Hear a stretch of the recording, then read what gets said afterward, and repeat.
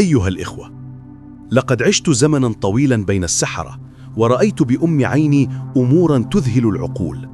رأيت إنساناً صحيح الجسد يسرع فجأة، وطفلاً يذبل بلا سبب، وتاجراً تنهار تجارته بين ليلة وضحاها. والسبب؟ عين حاسدة لا ترحم. الناس يظنون أن العين مجرد وهم أو خرافة تحكى، لكنني كنت شاهداً على ضحاياها، وكنت أعرف كيف تعمل الشياطين على تضخيم أثرها. اليوم أقول لكم: نعم، العين حق، ولكن العلاج أسهل مما تظنون. عندما كنت في طريق السحر، كنت أرى كيف يستعمل السحرة أثر العين ليفسدوا حياة الناس، وكيف يفرح الشيطان إذا رأى إنساناً ينهار بسبب نظرة. ولكن حين من الله علي بالتوبة وذقت حلاوة القرب من رب العالمين، عرفت أن العلاج ليس عند ساحر ولا عند من يدعي القوة، بل هو عند الله وحده. وأبسط الطرق وأعظمها نفعاً الوضوء ثم صلاة ركعتين. نعم، قد تستغربون، ولكنها الحقيقة.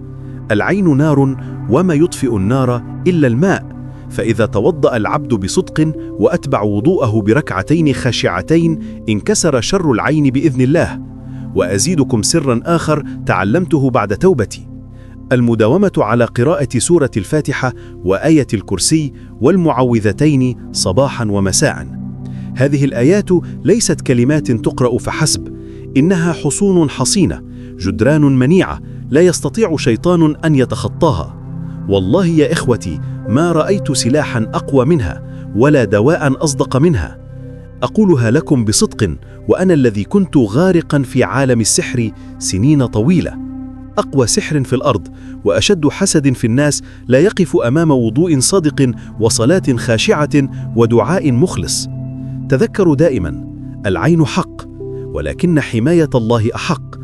وجربوا بأنفسكم، فإذا شعرتم بتعب مفاجئ أو ضيق بلا سبب أو فتور في حياتكم، توضأوا وصلوا ركعتين وكرروا المعوذات، وستجدون الفرق، بل ستشعرون أن الله قد أطفأ ناراً كانت تشتعل في صدوركم.